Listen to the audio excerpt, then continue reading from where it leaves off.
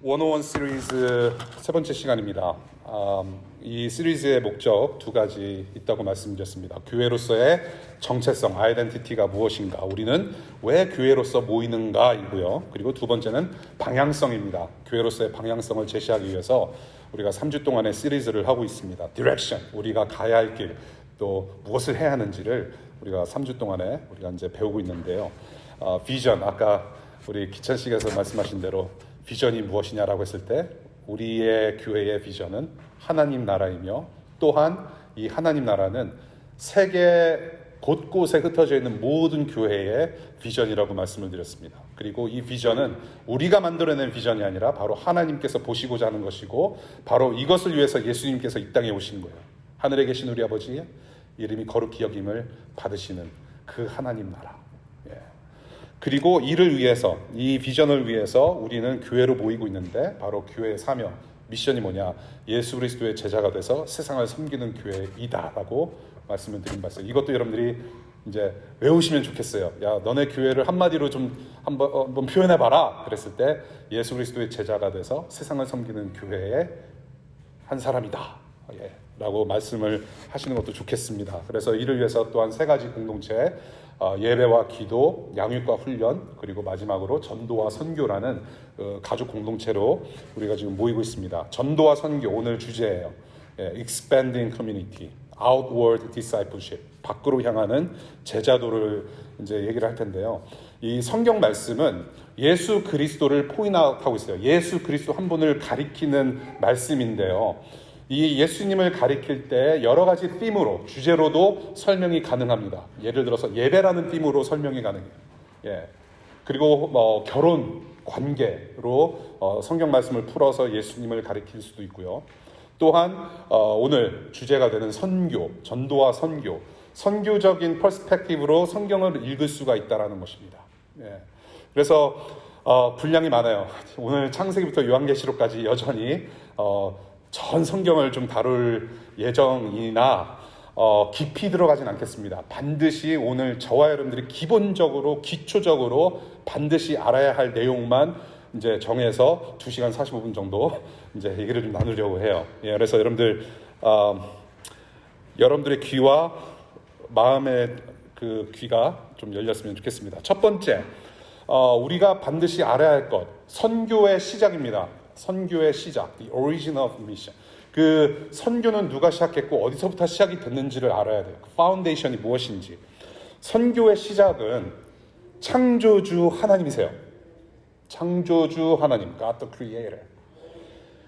이 창조주 하나님께서 선교의 주인공이 되세요. 선교의 주인공.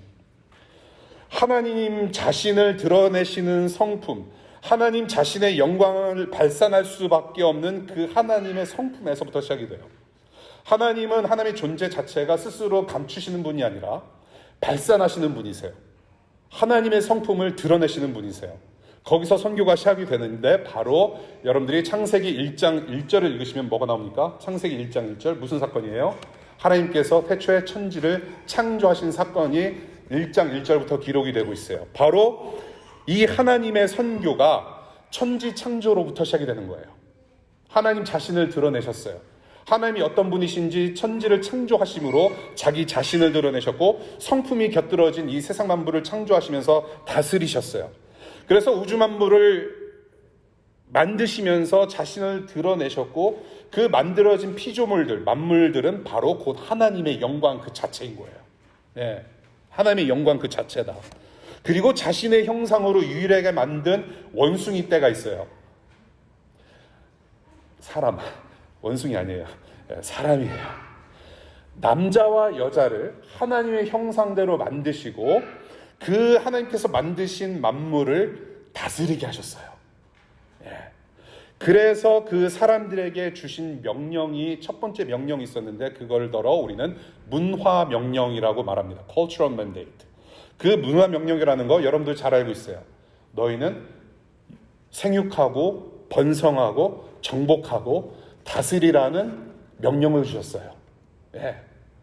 그래서 영광에 가득 찬 이 만물들이 각자의 기능을 할 수 있도록 이 사람들을 제사장처럼 왕 같은 사람들처럼 세우셔서 다스리게 하셨단 말이에요. 통치하게 하셨어요.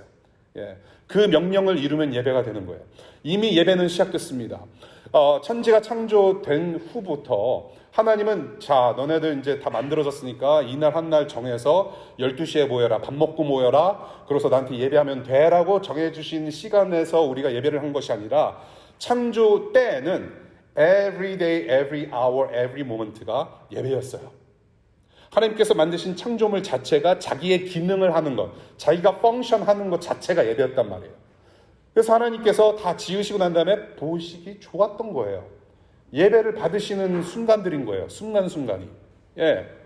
그래서 그 만물의 대표자로서, 만물을 통치하는 대표자로서 왕 같은 제사장들이 돼서 만물들이 제각기 기능할 수 있도록, 제각기 기능하며 예배할 수 있도록 다스리게 하셨단 말이에요.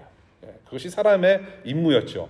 그리고 그 하나님 나라가 사람들의 다스림과 하나님과 함께 동역하며 통치하는 그러한 것들을 통해서 에덴 동산 밖으로 나갔어야 됐죠. 에덴 동산 밖으로 이 하나님 나라가 확장이 되고 그 하나님 나라가 또 일구어져 가면서 하나님의 선교를 감당할 수 있도록 부르심 받은 사람들이 바로 아담과 하와 그리고 사람들이었단 말입니다. 예. 그래서 하나님의 선교를 이렇게 시작을 하셨어요. 근데 이제 문제가 발생해요. 아담과 하와가 죄를 범합니다. 창조주 하나님을 불순종해요. 그 본연의 임무를 그냥 충실히 말씀 따라서 하면 되는데 타락하고 말아요. 그래서 죄가 들어옵니다. 사람 안에 죄가 들어와서 제사장 직분이 망가져요.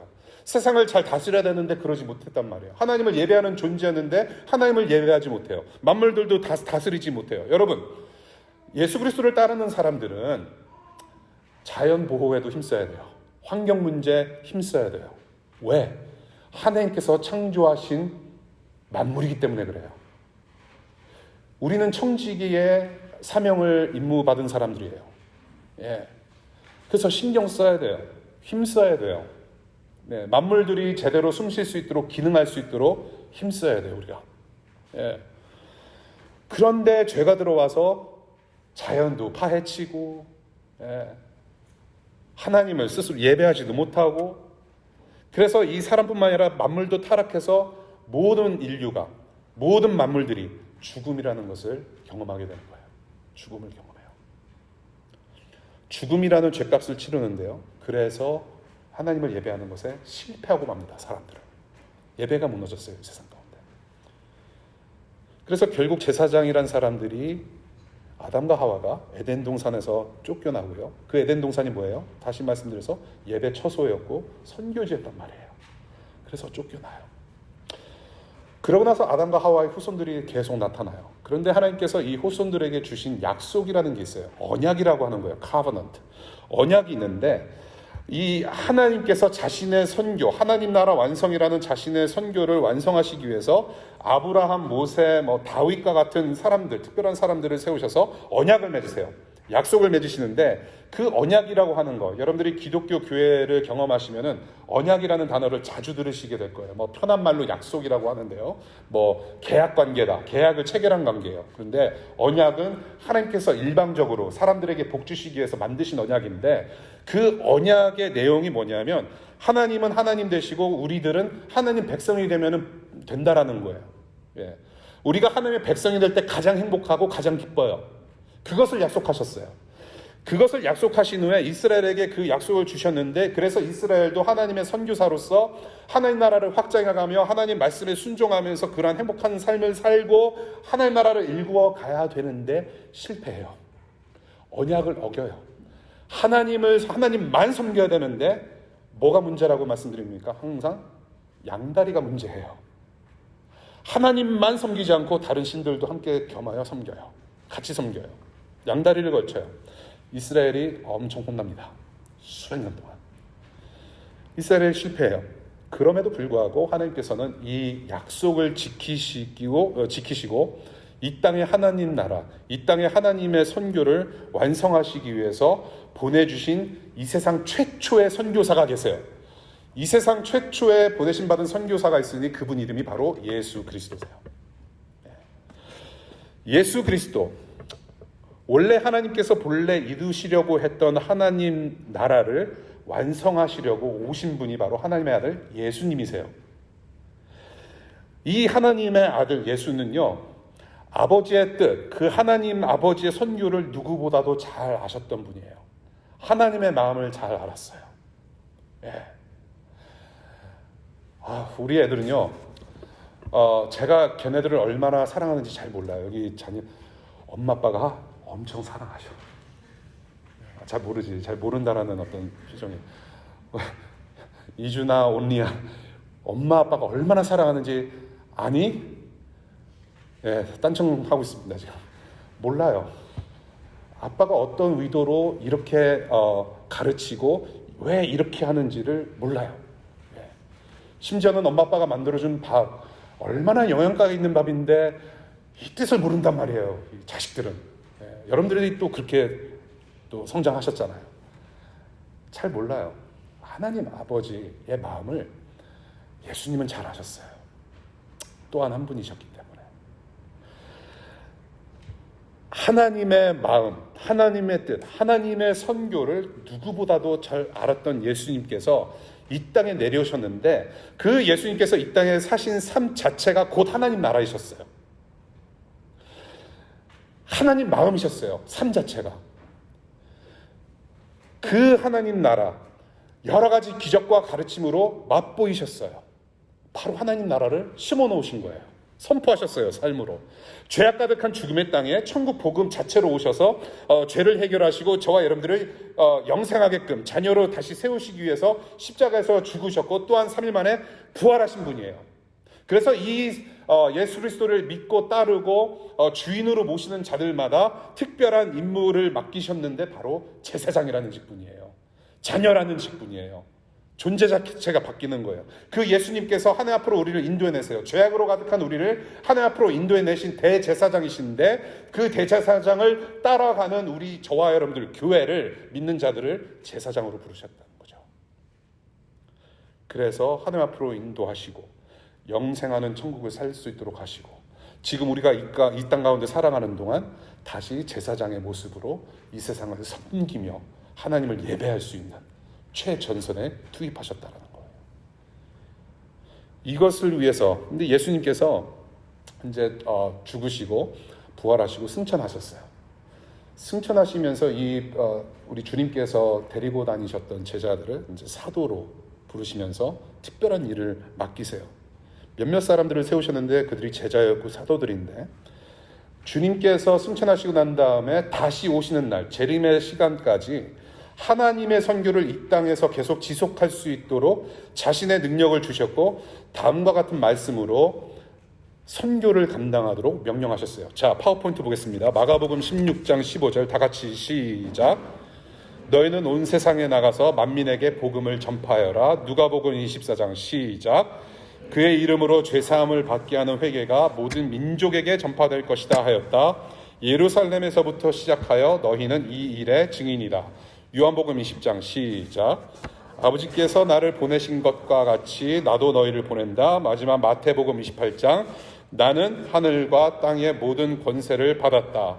그러므로 너희는 가서 모든 민족을 제자로 삼아서 아버지와 아들과 성령의 이름으로 세례를 주고 내가 너희에게 명령한 모든 것을 그들에게 가르쳐 지키게 하여라. 보아라, 내가 세상 끝날까지 항상 너희와 함께 있을 것이다. 지금 여러분들이 들으신 이 말씀, 여러분들이 읽으신 말씀이 바로 예수님과 함께하는 문화 명령입니다. 예. 창세기 때 인간들에게 명령하셨던 문화 명령이 이제는 예수 그리스도께서 이루시는, 예수 그리스도와 함께 이루시는, 예수 그리스도를 믿는 자들로 하여금 이루시는 문화 명령인 거예요. 새로운 명령이에요. 예.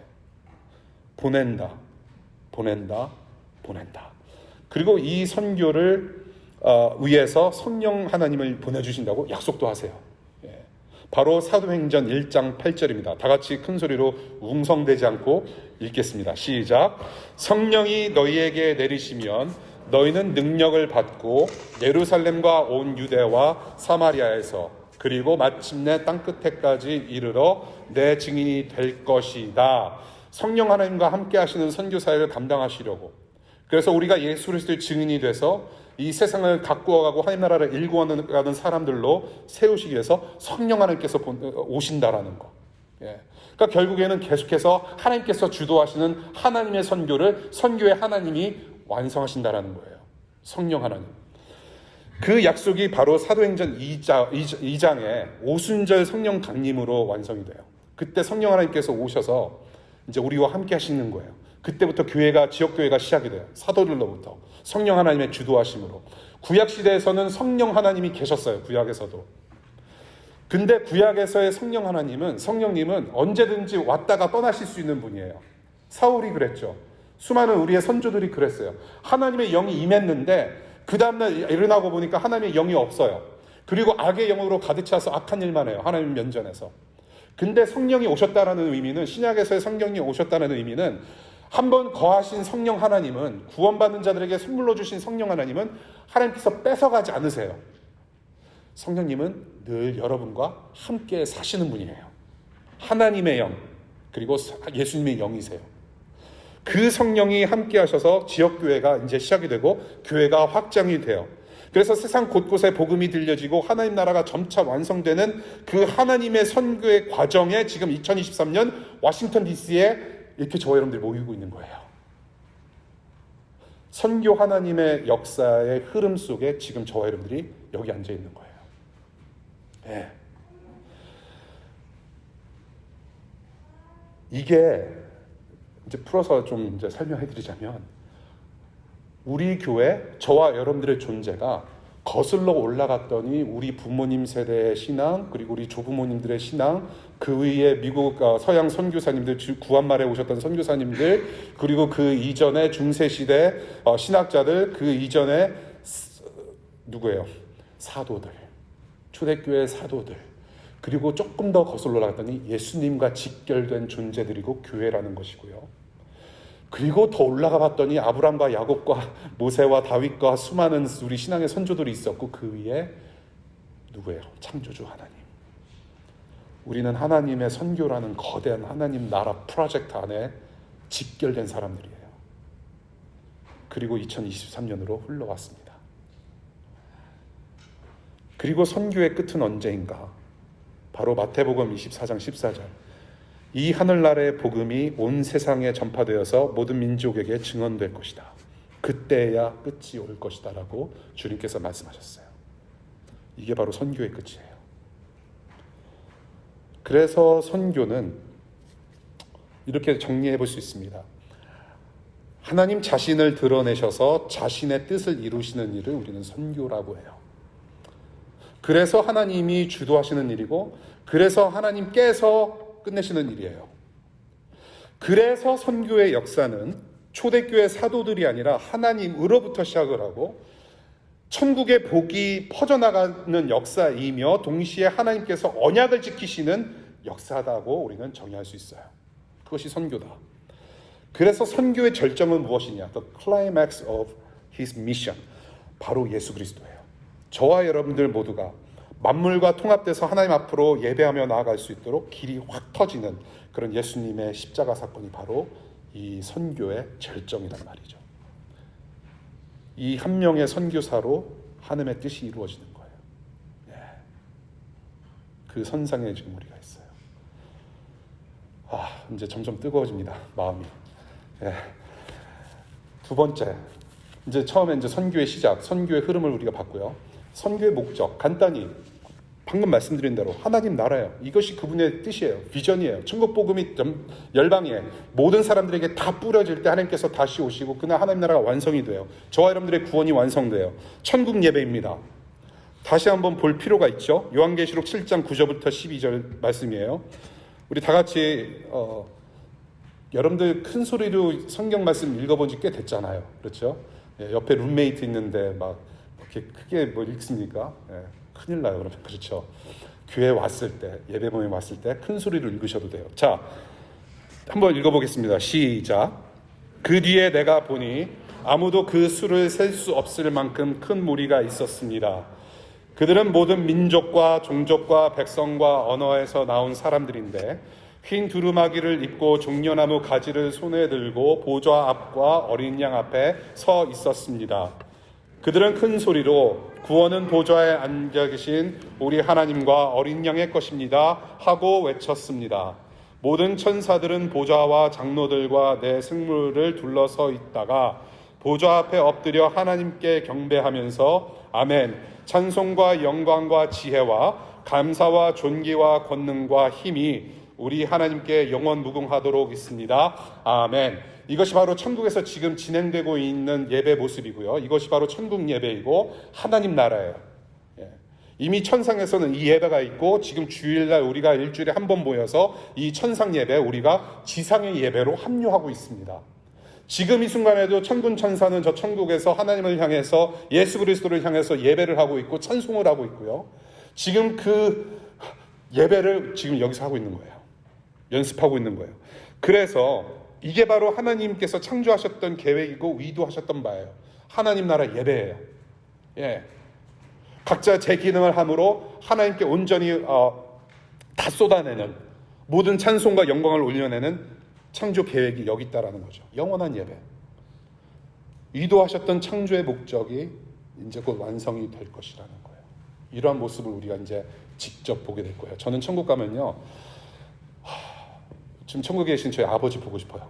늘 보고 싶어요. 정말로 아버지 모습 보고 싶고, 또 뭐 여러분들 부모님, 어머니, 아버지나 또 조부모님들 물론 뵙고 싶고, 또 보고 싶은 분들, 또 우리 신앙의 선배님들, 선교사님들 뵙고 싶어요. 그리고 정말로 다윗이 수금 가지고 찬양 인도를 할지, 천국에서 이렇게 기타 치면서 찬양 인도를 할지 좀 궁금하기도 하고, 더 나아가서 예수님 보고 싶어요.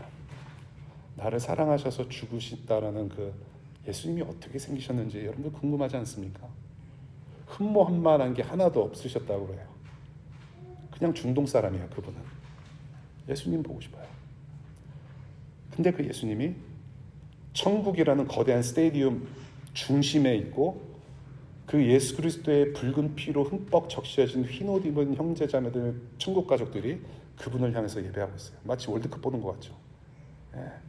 한국의 응원단들이 빨간 옷 입고 선수들을 응원하듯이 우리 예수님께서 그렇게 영광 받으실 거란 말이에요. 그 천국 예배, 그것이 바로 선교의 목적이라는 거예요. 그래서 우리가 천국을 가면요, 물론 우리가 이미 천국을 살고 있지만은 우리가 완성된 하나님 나라에 가면요, 선교라는 게 없어요. 왜? 선교할 필요가 없으니까. 천국에는 선교 없고요.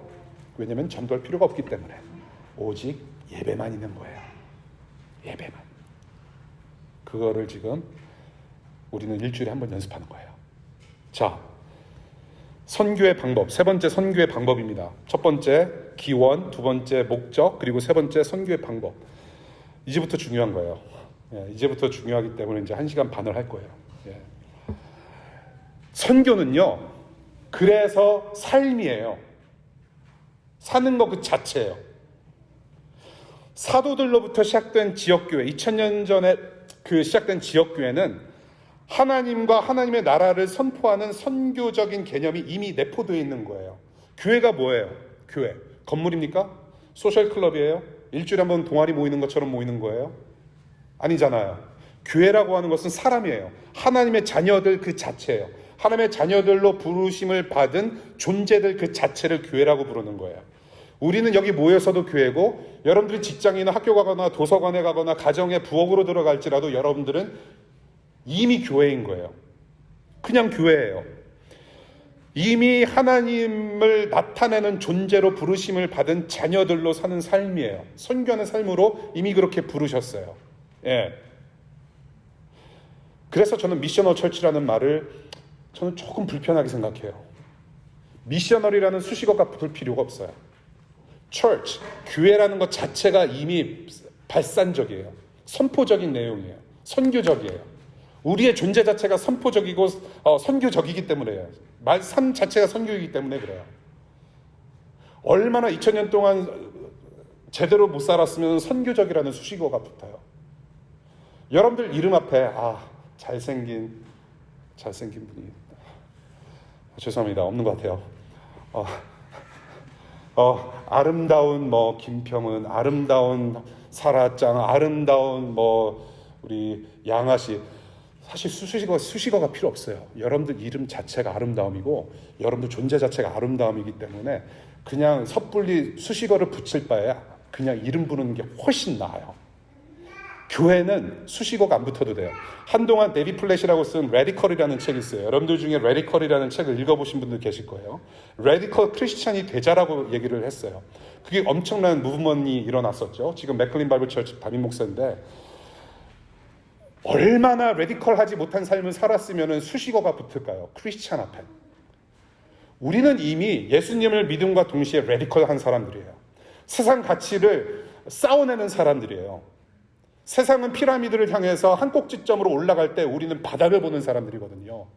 같이 올라가는 사람들이 아니에요. 우리는 이미 radicalized 된 하나님의 자녀들이란 말이에요. 예. 우리는 그런 수식어가 필요 없는 사람들이에요. 선교는 삶이에요. 어떤 삶인가? 첫 번째, 이런 라이프 스타일. 첫 번째, 예수 그리스도의 복음을 전하는 삶이에요. 우리 주님께서 복음을 전하라고 하셨고 제자를 삼아서 어떻게 해요? 말씀을 가르치고 지키게 하라고 합니다. 그래서 저는 이 제자 삼으라고 하는 말씀을 가지고 단기 선교 봉사의 어떤 팀으로 정했을 때 저는 사실 조금 부적절하지 않나라고 생각을 해요. 가서 일주일 동안 프로그램 하고 오면은 말씀을 가르쳐 지키게 하는 데는 못 미칩니다. 일주일 동안 말씀을 가르치고 어떻게 지키게 해요? 말씀을 가르쳐서 지키게 하는 것은 교회가 하는 일이에요. 평생의 과업이에요. 복음의 말씀을 가르치고 지킬 수 있도록 돕고 선포하고 그렇게 해서 증인이 되라고 하셨어요. 말로 예수 그리스도의 복음을 전할 줄 알아야 돼요. 그래서 여러분들 양육과 훈련을 통해서 복음이 무엇인지 배워야 돼요. 그리고 그 복음이 여러분들의 삶이 되어야 돼요. 두 번째, 말뿐만이 아니라 예수 그리스도의 사랑을 실천하는 삶 자체를 선교하는 삶으로 우리가 보는 거죠. 자, 주님은요, 말로만 하나님 나라 선포하지 않으셨어요. 지루하게 말로만 하지 않으시고 직접 하나님 나라를 맛보여 주시는 일도 하셨어요. 네. 그래서 여러분들이 복음서를 읽으실 때 복음서의 절정은 모든 스토리는 예수님에 관련된 모든 스토리는 예수님의 죽으심과 고난을 향해서 있어요. 그것이 절정인데 그 전까지 복음서의 내 저자가 왜 그리 예수님께서 하신 일들을 많이 그렇게 기록해 놨을까요?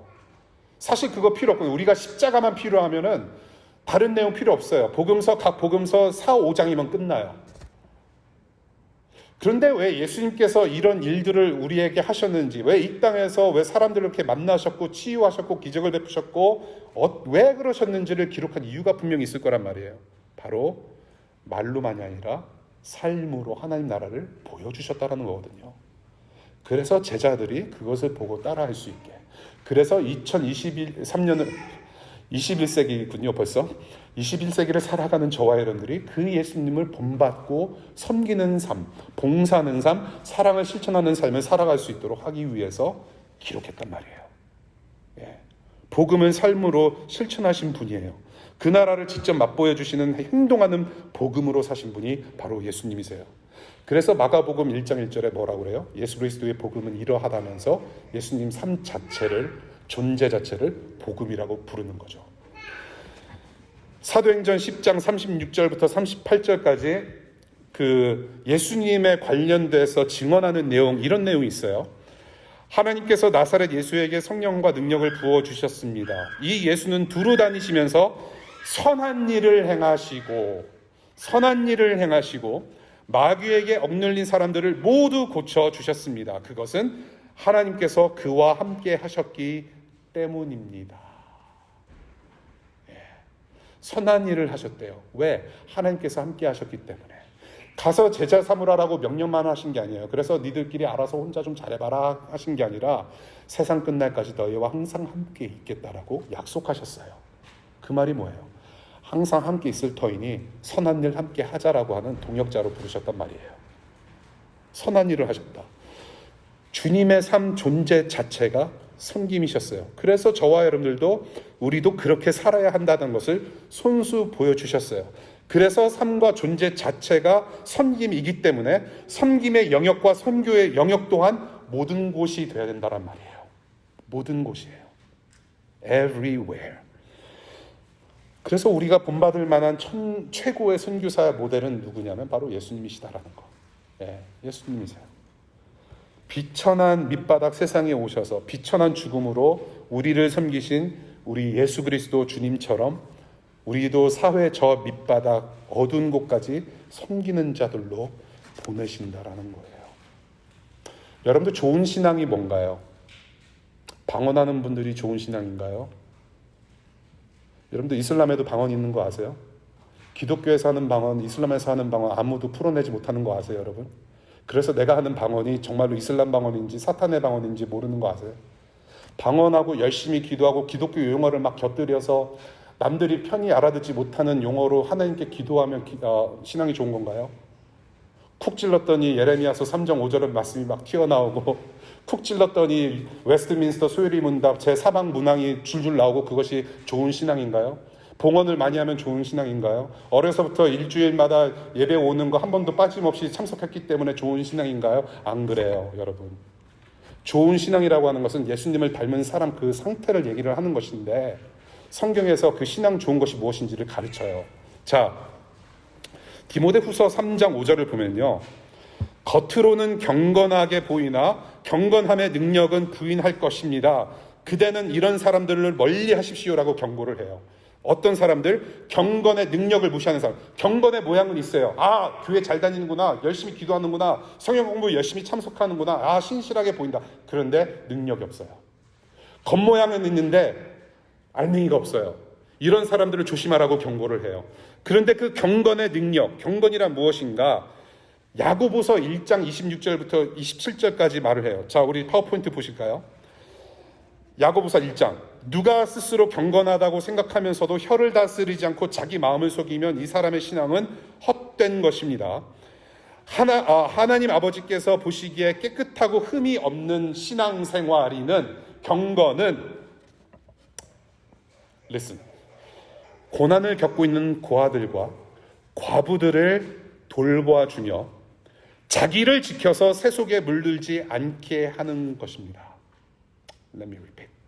고난을 겪고 있는 고아들과 과부들을 돌보아주며 자기를 지켜서 세속에 물들지 않게 하는 것입니다. 이것이 바로 경건이고 이것이 바로 예수님께서 행하셨던 착한 일이라고 하는 거예요. 선한 일을 하셨다.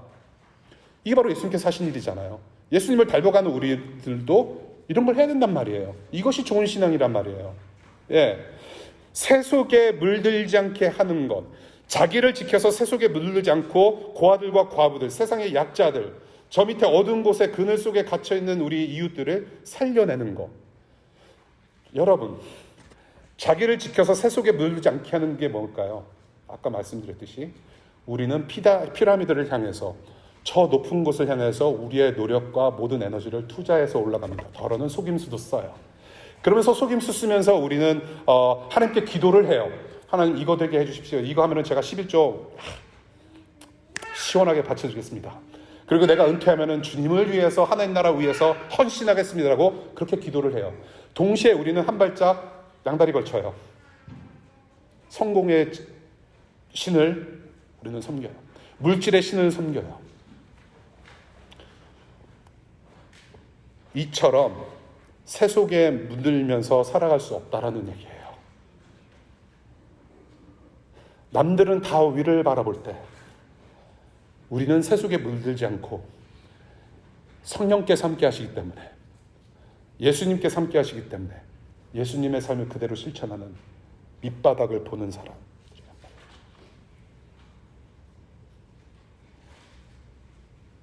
미가서 6장 8절에 이런 말씀이 있습니다. 파워포인트 볼게요. 너 사람아 무엇이 착한 일인지를 주님께서 이미 말씀하셨다. 주님께서 너에게 요구하시는 것이 무엇인지도 이미 말씀하셨다. 오로지 공의를 실천하며 인자를 사랑하며 겸손히 내 하나님과 함께 행하는 것이 아니냐. 마태복음 5장 16절 너의 빛을 사람 앞에 비치게 하여 저희로 너희 착한 행실을 보고 하늘에 계신 너희 하나님 아버지께 영광을 돌리게 하라. 예수님께서 하신 일이에요. 말로만 선포하신 게 아니라 착한 일 하셨어요. 착한 행실을 통해서 하나님 아버지를 보여주셨어요. 그래서 말과 행동의 그런 섬김을 우리는 사랑이라고 부르는 거죠. 사랑의 하나님. 바로 선교는 사랑이라는 삶의 방식으로 이루어집니다. 예수 천당 불신지옥 무섭게 외치는 것이 방식이 아니에요. 십자군 운동 다시 전개하는 것이 선교의 방법이 아니에요. 철저히 섬김이라는 사랑이라는 삶의 방식으로 이루어지는 게 선교예요. 우리 성경 말씀 보겠습니다. 로마서 5장 8절 다 같이 잘 아는 말씀 시작. 그러나 우리가 아직 죄인 되었을 때에 그리스도께서 우리를 위하여 죽으셨습니다. 이리하여 하나님께서는 우리들에 대한 자기의 사랑을 실증하셨습니다. God demonstrates His love for us in this. While we were still sinners, Christ died for us. God demonstrates. 영어 성경 보이시죠? 확증하셨다, 실증하셨다는 이 한글 성경으로는 과거형이에요. 하셨다, 이미 하신 거예요. 확증하셨어요. 그렇게 해석을 했는데 영어 성경과 원래 헬라어 원문을 보면은 진행형이에요. See? God demonstrates. 근데 예수님이 지금 안 계시잖아요. 어떻게 자신의 사랑을 지금도 어떻게 보여주세요? 어떻게? 바로 우리를 통해서. God demonstrates His love through us, even now. 그 말씀이에요. 지금도 그 사랑이 실증되고 있어요. 주님의 사랑은 십자가에서 다 끝난 것이 아니라 그 십자가 사랑이 우리를 통해서도 지금 실증, 확증되고 있다. 누구를 통해서? 우리를 통해서. 하나님 나라는 사랑으로 통치해요. 하나님께서 사랑으로 통치하세요. 사랑으로 다스리세요. 그리고 사랑으로 확장하시고 그 선교를 이루어 나가세요. 누구를 통해서? 우리를 통해서. 그래서 이 하나님 나라, 이 사랑으로 완성해가는 하나님 나라, 선교, 이것을 이제 우리가 하는 것인데, 그 주님의 사랑을 받은 자들로서, 또한 교회들로서 이 정체성을 다시 한번 확인시켜 주시는 본문이 바로 오늘 설교 본문이에요. 우리 다 같이 한번 큰 소리로 읽어볼까요? 베드로전서 2장 9절 시작. 너희는 택하신 족속이요 왕같은 제사장들이요 거룩한 나라요 그의 소유가 된 백성이니 이는 너희를 어두운 데서 불러내어 그의 기이한 빛에 들어가게 하신 이의 아름다운 덕을 선포하게 하려 하심이라. 원래 창조 목적대로 회복되는 거예요. 제사장으로서, 왕같은 제사장으로서 모든 이웃들과 만물을 하나님 앞으로 데리고 나아가는 그 본연의 임무를 우리가 이제 살아가는 거예요. 선교의 삶이에요. 선교의 시작과 목적과 방법을 봤어요. 그래서 우리는 이것을 좀 종합해서 우리가 풀어야 할 오해 몇 가지를 나누고 이제 한숨 쉬는 분들이 좀 계신 것 같아요. 저도 마치고 싶은데 주님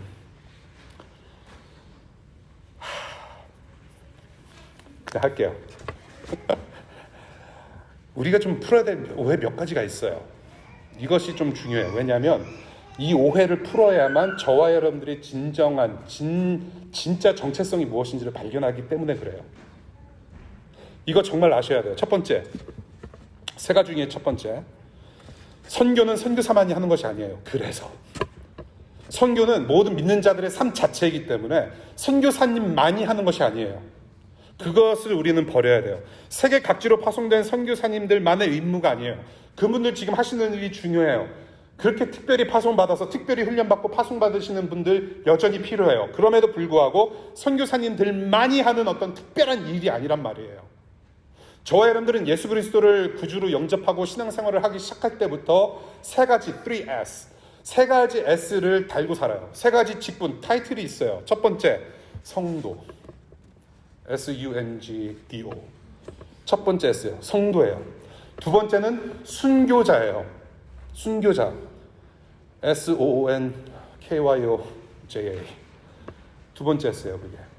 저와 여러분들은 순교할 수 있는 사람들이에요. 왜? 예수님께서 나를 위해서 죽으셨기 때문에 나도 무언가를 위해서, 이웃을 위해서 죽을 수 있는 사람들이에요.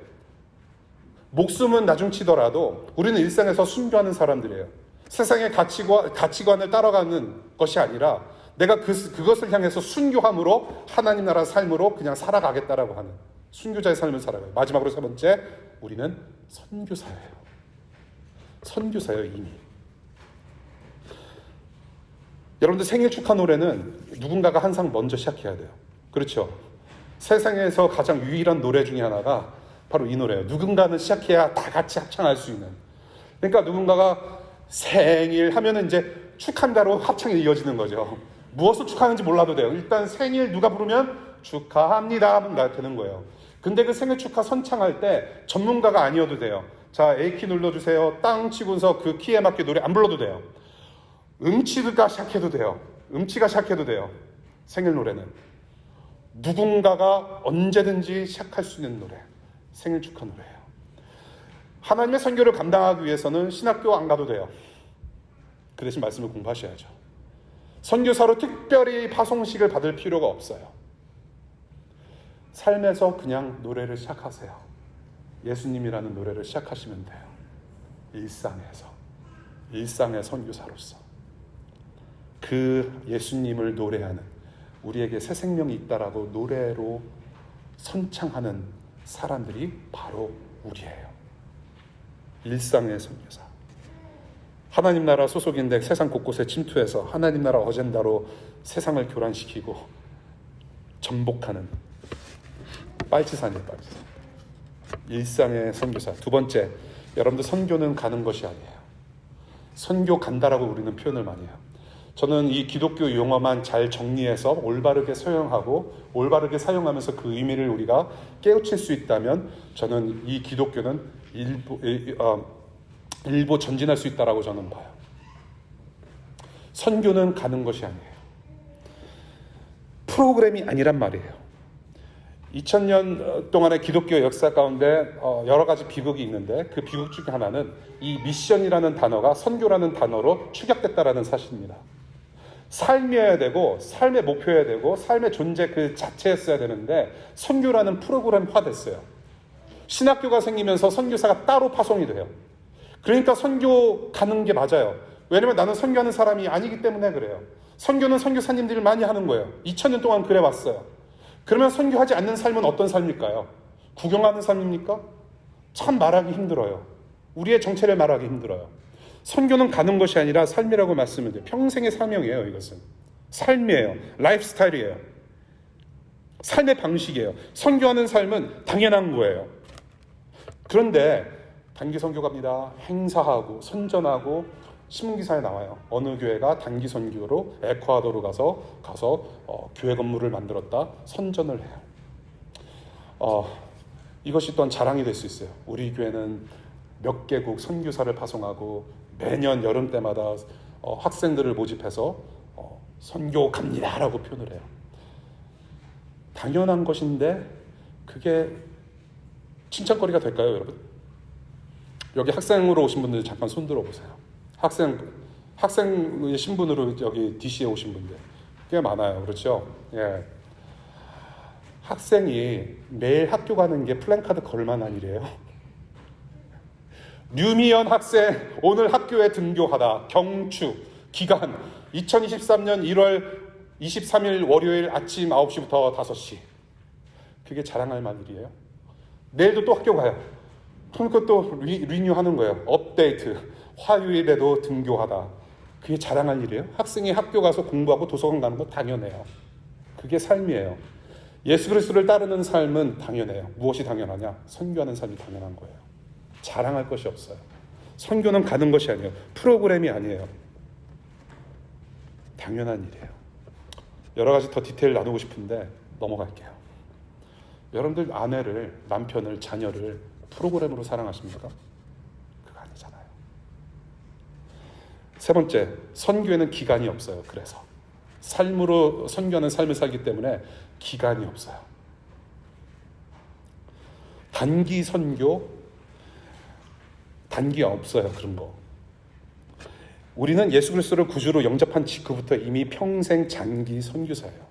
저와 여러분들이 사는 곳, 가는 곳이 선교지예요. 이미 빛과 소금이에요. 우리 주님께서 여러분들을 빛과 소금이라고 하셨을 때 너는 이제 빛이 될 거야, 너는 소금이 되어야 해라고 리퀘스트를 하신 것이 아니라 이미 프로클레임, 디클레어 하셨어요. 너희는 빛과 소금이다. 이미 여러분들은 예수님을 믿은 즉시부터 빛과 소금이에요. 빛과 소금. 존재 자체가 빛과 소금이에요. 여러분을 그래서 이 빛과 소금이라는 새로운 삶의 방식을 부여하셔서 살게 하셨는데, 그래서 여러분들은 여름용 소금이 아닌 거예요. 그래서 여러분들은 파타임 빛으로 부름받은 사람들이 아니에요. 여러분들은 이미 선교사이기 때문에 단기 선교, 봉사하는 것을 단기 선교 봉사라고 부르는 게 맞아요. 이미 선교사님께서 복음을 뿌려 놓으신 곳에 선교사님께서 이제 우리에게 요청을 하시죠. 자, 미국에서 사는 우리 청년들 좀 영어 잘하시는 분들 와서 좀 도와주셨으면 좋겠습니다. 요청이 있을 때 우리는 가서 도와드리는 봉사를 하는 것이지 선교를 가는 게 아니란 말이에요. 우리는 봉사하러 가는 사람들이에요. 선교가 삶 자체이기 때문에. 여러분들 남편과 아내를, 자녀를 파타임으로 사랑하세요? 야, 미안하다. 네 부모님이 너를 파타임으로 사랑하셔. 그거 아니잖아요. 우리 부모님은 풀타임으로 우리를 사랑하세요. 하나님도 파타임으로 우리를 사랑하지 않으세요. 우리도 하나님을 사랑하고 이웃을 사랑할 때 풀타임으로 사랑하는 것이지 파타임으로 사랑하는 사람 아니잖아요. 그와 마찬가지란 말이에요. 기간이 없어요.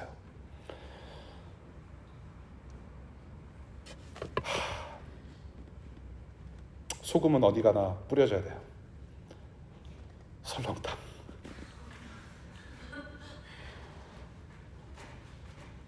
소금은 변하면 안 돼요.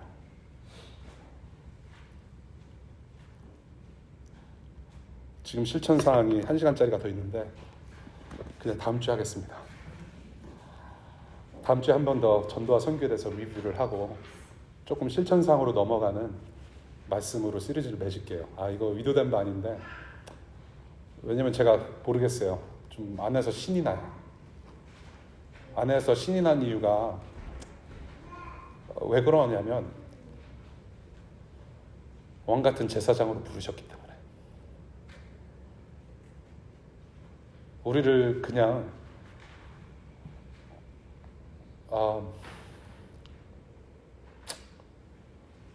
이 세상 인생살이에 그냥 너무 묶여서 사는 존재가 아니라 우리를 엄청난 존재로 만드셨다라는 그 자체 때문에 너무 신이 나서 그런 것 같아요. 그래서 저는 주저할 수가 없어요. 이 선교라는 삶, 하나님의 나라를 살아가는, 이 땅에서 살아가는 삶 결코 쉽지 않아요. 싸워야 할 싸움이 있고 넘어가야 할 언덕이 있어요. 세상의 가치관에 동요되지 않고 우리 자신을 지켜서 예수님의 사랑으로 살아가는 삶 자체는 가정에서도 쉽지 않고 자녀 양육하는 데도 쉽지 않고, 여러분들 쉽지 않잖아요. 직장생활, 학교생활에서 쉽지 않아요. 잠시 우리가 딴 생각하면은 쉽게 휩쓸려가는 세상 가치 풍조에 있는 거예요. 우리는 어둠 안에 있어요. 그럼에도 불구하고 우리를 불쌍히 여기셔서 예수님의 사랑으로 살려내시고 새로운 삶의 가치를 부여하셨을 때는 이보다 더 큰 감동이 어디 있을까요, 여러분? 저는 1.5세예요. 미국에 15살 때 왔어요. 15살 때 미국에 오자마자부터 일을 시작했어요. 생계 유지형으로. 제가 일을 안 하면 안 됐었던 그런 상황 속에서 제가 이민 생활을 시작했는데, 그 수많은 일들을 많이 하면서 가장 기억에 남는 아르바이트가 하나 있어요. 그것이 뭐냐면 대학교 때인데요. 꽃 배달하는 아르바이트를 했어요. 제가 운전 잘한다고 그랬잖아요. 전 진짜 배달의 민족 홍주영인 것 같아요. 제가 우버를 했어야 되는데 배달 잘했어요. 저는 무사고 30년이에요. 이래봐도. 꽃 배달이 저는 가장 기억에 남아요. 왜 기억에 남냐면요, 그냥 배달하는 사람이에요. 저는 메신저예요. 제가 제 돈 들여서 꽃 사가지고 바치는 게 아니라 남이 사다 둔 꽃을 주문받아서든 배달만 하는 사람이거든요. 근데 그 꽃을 가지고서 배달하는데 그 첫 번째 보는 사람이 꽃의 수요자예요. The receiver of the flowers. 그 표정이요, 내가 줄 것도 아닌데 되게 좋아해요. 장례식장 가는 꽃 아니고서는 모든 꽃들을 사람들이 받을 때 슬퍼하고 우는 사람, 대성통곡하는 사람이 없단 말이에요. 다 좋아해요. 얼굴이 환해요. 그 사람이 직장에서 엄청나게, 가정에서 엄청나게 어려운 일로 살아가고 있었을 거예요. 그 순간에 업무 때문에, 직장의 어떤 갑질 때문에 꽃을 보면 좋아해요. 근데 그 모습을 보고 저도 좋아하더라고요. 그게 너무 기뻤어요. 내 돈 들인 것도 아닌데, 내 돈 들인 것도 아닌데 그 복음을 우리는 전할 수 있단 말이에요. 예, 그 얘기하고 싶었어요. 우리는 보통 사람들 아니에요. 저는 여러분들이 거기서 큰 기쁨을 얻었으면 좋겠습니다. 우리는 보통 존재 아니에요. 기도합시다.